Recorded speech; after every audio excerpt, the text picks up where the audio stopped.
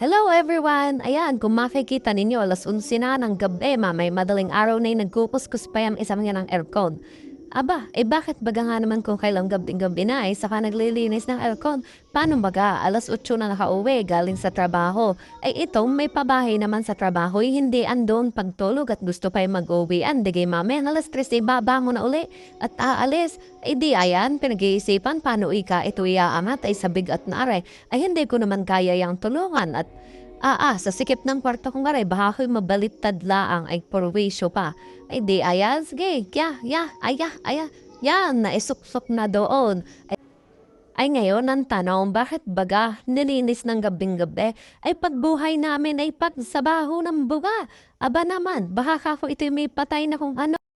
Di ayo, mumuhat-muhat at tutulog na nga sana. Nang mabuksan at nang lilinisin na. Siya, may patay nga. Alam niyo kung ano, patay lang naman na ahas. Ang tanong, saan kaya ito nang galing? Baka ito'y nang hahabol ng daga at sa dami naman ng daga din sa amin, buti na lahat nagkapusa. Siya, yun na lang. Paalam.